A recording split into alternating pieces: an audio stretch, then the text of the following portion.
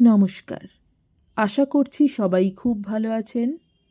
চামেলি মণ্ডল চ্যানেলে সবাইকে স্বাগত জানাই। আজকে থেকে আমি সুনীল গঙ্গোপাধ্যায়ের রহস্য গল্পের একটি সিরিজ শুরু করছি। গল্পটি ক্রমশ চলতে থাকবে।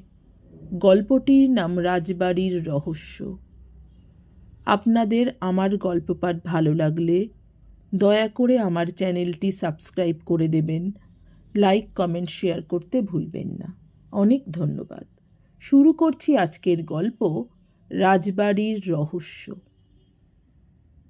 টুক করে একটা শব্দ হতেই শৈবাল দত্তর ঘুম ভেঙে গেল। এত সহজে তার ঘুম ভাঙে না। শব্দটা ঠিক যেন কোনো ঘরের ছিটকিনি খোলার শব্দের মতন। তিনি বেডসাইড টেবিলের ঘড়িটা দেখলেন। অন্ধকারে ঘড়ির কাঁটাগুলো জ্বলজ্বল করছে। এখন রাত 2:20 গতকাল রাতেও প্রায় এই সময়েই একটা গণ্ডগোলে তাঁর ঘুম ভেঙে গিয়েছিল। সিঁড়ির কাছে একটা জোর শব্দ হয়েছিল হুড়মুড় করে। শৈবাল ছুটে গিয়ে দেখেছিলেন দোতলা থেকে একতলায় নামার সিঁড়ির মাঝখানে অজ্ঞান হয়ে পড়ে আছে দেবলীনা। কেওনঝড়ে একটা পুরনো রাজবাড়িতে মেয়েকে নিয়ে বেড়াতে এসেছেন শৈবাল দত্ত। দেবলীনার সঙ্গে তার বান্ধবী শর্মিলাও এসেছে। মস্ত বড় প্রাসাদ, অনেক ঘরই ফাঁকা পড়ে আছে। পাশাপাশি দুখানা ঘর নিয়েছেন ওরা। শর্মিলাকে না ডেকে অত রাতে একা একা বাইরে বেরিয়েছিল কেন দেবলীনা? বাথরুমটা একেবারেই পাশেই। তবু টানা লম্বা বারান্দা অনেকখানি হেঁটে সিঁড়ি দিয়ে নিচে নামতে গিয়েছিল কেন সে? দেবলীনার মুখে খানিকটা জলের ছিটে দিতেই তার জ্ঞান ফিরে এসেছিল। কিন্তু সে বাবার কোনো প্রশ্নের উত্তর দিতে পারেনি। শৈবাল দত্ত বারবার জিজ্ঞেস করেছিলেন, তুই নিচে নামছিলি কেন? কোথায় যাচ্ছিলি? দেবলীনা মাথা ঝাঁকিয়ে চোখ বুজে বলেছিল, জানি না, জানি না। শর্মিলার ঘুম খুব গাঢ়। সে এসব কিছু টেরই পায়নি। শৈবাল মেয়েকে ধরে ধরে নিয়ে আবার শুইয়ে দিয়েছিলেন বিছানায়। কিন্তু তার মনে একটা খটকা লেগেছিল। ব্যাপারটা খুব সাধারণ নয়। আজ সকালে দেবলীনা আবার খুব হাসি খুশি। এ বাড়ির একজন বুড়ো দারোয়ানকে নিয়ে ওরা দুই বান্ধবী জঙ্গলে বেড়াতে গেল। দুপুরবেলা ফিরে এসে দেবলীনা মহা উৎসাহে বাবাকে গল্প শোনালো যে ওরা জলার পাশে হাতির পায়ের ছাপ দেখেছে। দেবলীনার মুখ দেখলে মনে হয় যেন কাল রাত্রিরের ঘটনা তার মনেই নেই। আজ রাতেও ছিটকিনি খোলার শব্দ শুনেই শৈবালের কিরকম যেন সন্দেহ হলো। তাড়াতাড়ি খাট থেকে নেমে তিনি প্রায় নিঃশব্দে নিজের ঘরের দরজা খুলে তাকালেন বাইরে। ঢাকা বারান্দাটায় কোনো আলো জ্বলছে না, তবে বেশ জ্যোৎস্না এসে পড়েছে। সাদা একটা ফ্রক পরে হেঁটে যাচ্ছে দেবলীনা। সে খুব জোরেও যাচ্ছে না, আস্তেও না। সে যেন পা মেপে মেপে হাঁটছে। মুখখানা একেবারে সামনের দিকে সোজা। বুকখানা একবার ধক করে উঠল শৈবালের। এ কি তাঁর মেয়ে দেবলীনা, না অন্য কেউ? এরকম চুপি চুপি সে কোথায় যাচ্ছে? সে কি ঘুমের মধ্যে হাঁটছে? স্লিপ ওয়াকার? চটি না পড়েই বেরিয়ে এলেন শৈবাল। পা টিপে টিপে অনুসরণ করতে লাগলেন মেয়েকে। স্লিপ ওয়াকারদের হঠাৎ ডেকে চমকে দিতে নেই। দেখাই যাক না ও কোথায় যায়। শৈবাল একবার ভাবলেন ফিরে গিয়ে তার রিভলভারটা নিয়ে আসবেন কিনা। শর্মিলা একা রইল। সে আবার হঠাৎ জেগে উঠে ভয় পেয়ে যাবে না তো? কিন্তু দেবলীনা ততক্ষণে সিঁড়ি দিয়ে নামতে শুরু করেছে। দেরি করলে যদি ও হারিয়ে যায়? আজ দেবলীনা বেশ এক পা করে নেমে গেল সিঁড়ি দিয়ে। একতলায় একটা গোল উঠোন, তারপর লোহার গেট। একতলায় কয়েকজন কর্মচারী থাকে, তারা সবাই এখন ঘুমন্ত। গেটে দারোয়ানের পাহারা দেবার কথা, কিন্তু সেখানে কেউ নেই। তবে গেটে একটা প্রকাণ্ড তালা ঝুলছে। দেবলীনা সেই গেটের সামনে গিয়ে তালাটায় একবার হাত বুলোল, তারপর বসে পড়ল হাঁটু গেড়ে। আগেকার দিনের এই সব বড় গেটের মধ্যে আবার একটা ছোট গেট থাকে, সেটাতে শুধু ছিটকিনি দেওয়া, তালা নেই। সেই ছোট গেটটা খুলে দেবলীনা বাইরে বেরিয়ে গেল। একতলার বারান্দা থেকে দৌড়ে এলেন শৈবাল। ছোট গেটটা দিয়ে মাথা বার করে দেখলেন দেবলীনা এখন ছুটছে। শৈবালও বাইরে এসে ছুটতে লাগলেন। এখানে এককালে একটা বাগান ছিল, এখন কেউ যত্ন করে না বলে ঝোপঝাড় হয়ে গেছে। বাগানের কাঠের গেটটা ভেঙে পড়ে গেছে অনেক দিন, কোনো বেড়াও নেই। মাঝখান দিয়ে একটা লাল সুরকির রাস্তা। একটুখানি পরেই সেই রাস্তাটা নেমে গেছে নিচের দিকে। এখানকার মাটি ঢেউ খেলানো। দেবলীনাকে আর দেখা যাচ্ছে না, সে যেন মিলিয়ে গেছে জ্যোৎস্নায়। বাগানের বাইরে লাল সুরকির রাস্তাটা বেঁকে গেছে ডান দিকে। একপাশে একটা জঙ্গলের মতন। দেবলীনা কি রাস্তাটা ধরেই গেছে, না জঙ্গলের মধ্যে ঢুকে পড়েছে, তা বুঝতে পারলেন না শৈবাল। কাল রাতে খুব কাছেই শেয়ালের ডাক শোনা গিয়েছিল। রাত্তিরের দিকে আরও কোনো জন্তু জানোয়ার আসতে পারে। শৈবাল ভয় পেয়ে গেলেন। দেবলীনা কি জঙ্গলে ঢুকে পড়ল? ও গাছপালা খুব ভালোবাসে। শৈবালও জঙ্গলের মধ্যেই দেখতে এলেন আগে। এখানে জ্যোৎস্নার আলো পড়েনি ভালো করে। ঝিঝি ডাকছে, টিপ টিপ করছে কয়েকটা জোনাকি। সঙ্গে টর্চ নেই, কোনো অস্ত্র নেই। দেবলীনাকে এত দূর আসতে দেওয়া উচিত হয়নি। কিন্তু গেট দিয়ে বেরিয়েই যে দেবলীনা ছুটতে আরম্ভ করবে তা ভাবতে পারেননি শৈবাল। তার ধারণা ছিল স্লিপ ওয়াকাররা আস্তে আস্তে হাঁটে, তারা দৌড়োয় না। শুকনো পাতার ওপর কার যেন পায়ের শব্দ পাওয়া যাচ্ছে। সেই দিক লক্ষ্য করে খানিকটা এগিয়েও শৈবাল কাউকে দেখতে পেলেন না। এবারে তিনি দেবলীনার নাম ধরে ডাকতে যেতেই কার যেন কান্নার আওয়াজ শুনতে পেলেন। কয়েক মুহূর্ত তিনি থমকে দাঁড়িয়ে শব্দটা ভালো করে শুনলেন। প্রথমে কান্নার মতন মনে হলেও পরে গানের মতন শোনালো।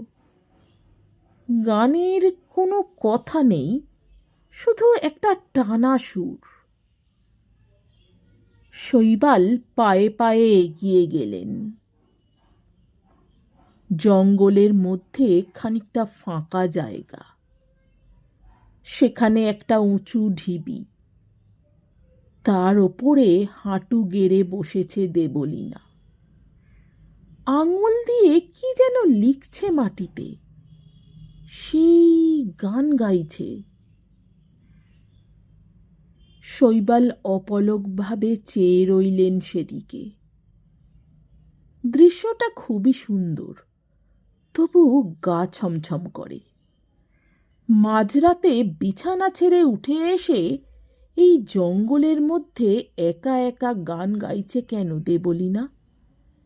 এ কি মাথা খারাপের লক্ষণ? হঠাৎ যেন একটা ঝড় উঠল, শোঁসো আওয়াজ। গাছগুলো দুলতে লাগলো, পাতা ঝরতে লাগলো ঝাঁক ঝাঁক। ঝড়ের শব্দটাও অন্যরকম, ঠিক যেন মানুষের গলায় প্রচণ্ড হাসির আওয়াজ। দেবলীনার কোনো ভ্রুক্ষেপ নেই, সে একই রকমভাবে বসে আছে। শৈবাল চিৎকার করে ডাকলেন, খুকি, খুকি। দেবলীনা কোনো সাড়া দিল না, পেছন ফিরে তাকালো না পর্যন্ত। হয়তো ঝড়ের আওয়াজের জন্য সে তার বাবার ডাক শুনতে পায়নি। শৈবাল খুকি খুকি বলে ডাকতে ডাকতে দৌড়ে উঠতে লাগলেন ঢিবির ওপর। এখানে মাটির বদলে বালি বেশি, তার পা পিছলে যেতে লাগল। তবু তিনি উপরে উঠে এসে দেবলীনার হাত ধরে বললেন, এই খুকি, এখানে কি করছিস? দেবলীনা খুব চমকে গিয়ে বলল, কে? আপনি কে? শৈবাল বললেন, খুকি, আমি তোর বাবা। ঝড় আসছে, শিগগির বাড়ি চল। উঠে দাঁড়িয়ে এক ঝটকায় নিজের হাতটা ছাড়িয়ে নিয়ে দেবলীনা একটা দৌড় লাগালো। দৌড়তে দৌড়তে চিৎকার করতে লাগলো, না, না, না, না। শৈবাল তাকে ধরার চেষ্টা করেও ধরতে পারলেন না।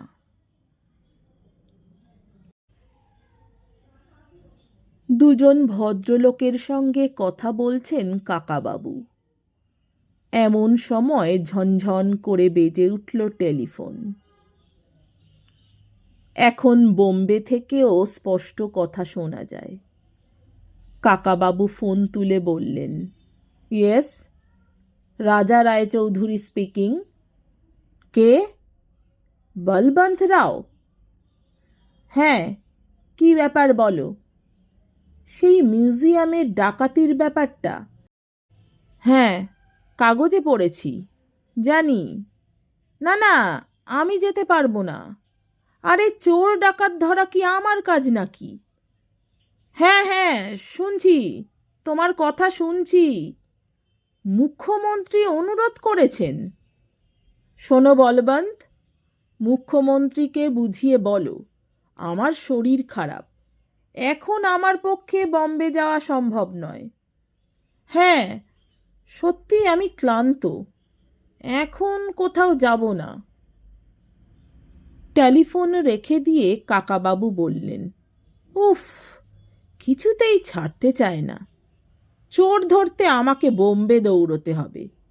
আমি কি গোয়েন্দা নাকি? উপস্থিত দুজন ভদ্রলোকের মধ্যে একজন বললেন, কিন্তু মিস্টার রায়চৌধুরী, আমাদের বর্ধমানে একবার আপনাকে যেতেই হবে। বেশি তো দূরে নয়, আপনাকে গাড়িতে নিয়ে যাব।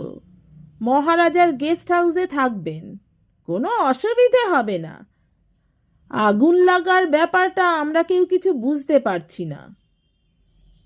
কাকাবাবু বললেন, আমাকে মাপ করতে হবে, এখন আমি কোথাও যেতে পারবো না। এই তো দুদিন আগে মধ্যপ্রদেশ থেকে ফিরেছি। একটা নীল মূর্তির জন্য সেখানে পাহাড়ে জঙ্গলে এত ছোটাছুটি করতে হয়েছে। এখন কিছুদিন আমি বিশ্রাম চাই। অন্য ভদ্রলোকটি বললেন, বর্ধমানে তো আপনার বিশ্রামই হবে। গেস্ট হাউসে থাকবেন, কেউ আপনাকে ডিস্টার্ব করবে না। শুধু রাত্রিরে যদি আগুনটা জ্বলে। কাকাবাবু হাত জোড় করে বললেন, আমাকে সত্যিই ক্ষমা করুন। আমার শরীর মন খুবই ক্লান্ত। এখন আমি কিছুদিন একা থাকতে চাই। এই সময় শৈবাল দত্ত দরজার কাছে দাঁড়িয়ে বললেন, কাকাবাবু কেমন আছেন? কাকাবাবু খুব উৎসাহের সঙ্গে বললেন, আরে শৈবাল, এসো এসো, কবে ফিরলে? শৈবাল দত্ত বসলেন কাকাবাবুর পাশের একটা চেয়ারে।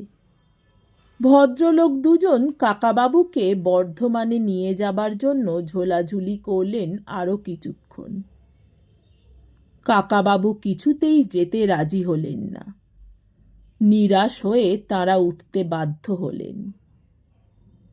ওরা বেরিয়ে যাবার পরই সন্তু এসে বলল, কাকাবাবু, এইমাত্র তোমার নামে একটা টেলিগ্রাম এসেছে।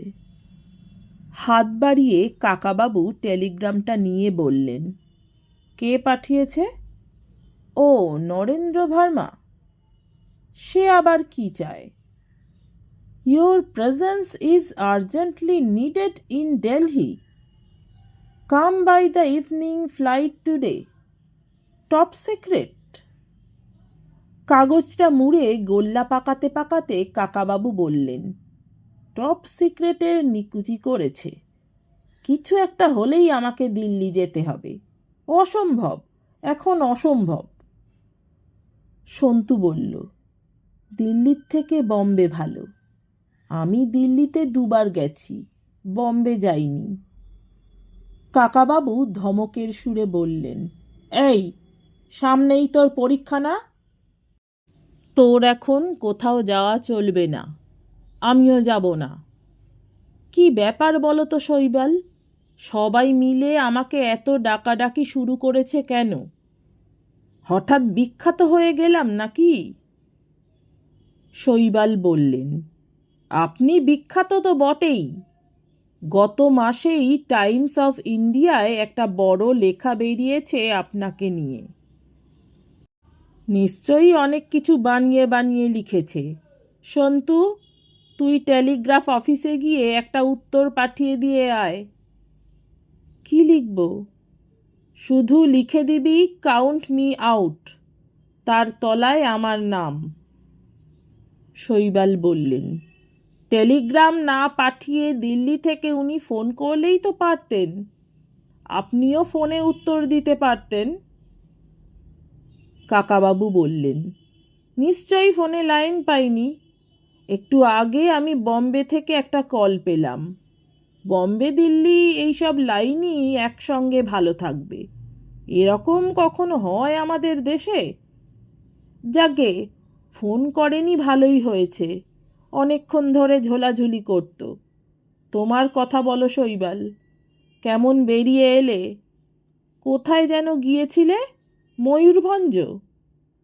শৈবাল বললেন, না, কেওনঝড়। আমার অফিসের এক কলিগের ওখানে একটা বাড়ি আছে। খুব নির্জন জায়গায় বাড়িটা, চুপচাপ বিশ্রাম নেওয়ার পক্ষে চমৎকার। আমার বন্ধুর ঠাকুরদা কেওনঝড় নেটিভ স্টেটের দেওয়ান ছিলেন। এককালে ওই বাড়িটা রাজাদেরই ছিল। রাজারা ওখানে শিকার করতে যেতেন। এখনো কিছু জন্তু জানোয়ার আছে নাকি ওদিকে? হরিণ তো আছেই, লেপার্ড দেখা যায় মাঝে মাঝে। শেয়ালের ডাক শুনেছি খুব। আজকাল তো এদিকে শেয়ালের ডাক শোনাই যায় না। পাখি আছে অনেক রকম, কত জাতের যে পাখি, নামই জানি না। বাহ, শুনে তো বেশ লোভ হচ্ছে। ইচ্ছে করছে ওখানে গিয়ে কাটিয়ে আসি কয়েকদিন। চোর ডাকাত আর বদমাশ লোকেদের পেছনে ছোটাছুটি করতে আর ভালো লাগে না। তার চেয়ে পাখি দেখা অনেক ভালো। আপনি যাবেন? যে কোনো সময়ে ব্যবস্থা করে দিতে পারি। একটাই শুধু অসুবিধে, ওই বাড়িতে ইলেকট্রিসিটি নেই। সন্ধেবেলা হ্যাজাক জ্বালতে হয়। সেটা এমন কিছু অসুবিধের ব্যাপার নয়। দেবলীনা কেমন আছে? ওকে নিয়ে এলে না কেন? অনেক দিন দেখিনি ওকে। একটু চুপ করে গিয়ে শৈবাল একটা সিগারেট ধরাবার সময় নিলেন। কাকাবাবু তার সামনে অন্য কারো সিগারেট টানা পছন্দ করেন না আজকাল, কিন্তু শৈবালের মনে থাকে না সে কথা। মুখ তুলে শৈবাল বললেন, খুকি এলো না? মানে ওর একটু শরীর খারাপ। কাকাবাবু জিজ্ঞেস করলেন, কি হয়েছে দেবলীনার? সেরকম কিছু হয়নি, এমনিতে ভালোই আছে। তবে কাকাবাবু, আপনার সঙ্গে একটা ব্যাপারে আলোচনা করতে চাই। আপনার হাতে কি একটু সময় আছে? হ্যাঁ হ্যাঁ, অনেক সময় আছে। এখন তো কোনো কাজই নেই। দাঁড়াও, একটু কফি খাওয়া যাক। সন্তু একটু আগেই চলে গেছে এ ঘর থেকে। এখন সে বাইরে যাবার পোশাক পরে দরজার কাছে এসে উঁকি দিয়ে মুচকি হেসে বলল, কাকাবাবু, তোমার কাছে আবার একজন লোক এসেছে। কাকাবাবু ভয় পাবার ভঙ্গি করে বললেন, আবার লোক? একটু নিরিবিলিতে গল্প করছি শৈবালের সঙ্গে। তুই কথা বলে দেখ না লোকটা কি চায়। সন্তু বলল, লোকটি তোমার জন্য কি যেন একটা জিনিস নিয়ে এসেছে। সেটা নিজে তোমার হাতে দেবে। তাহলে ডেকে নিয়ে আয় লোকটাকে। খাকি প্যান্ট শার্ট পরা একজন লম্বা লোক ঢুকল। কোনো অফিসের দারোয়ান বলে মনে হয়। হাতে বেশ বড় একটা চৌকো কাগজের বাক্স, রঙিন কাগজ দিয়ে মোড়া। সে সোজা কাকাবাবুর দিকে তাকিয়েই জিজ্ঞেস করল, आप राजा राय चौधरी? ये आपके लिए है।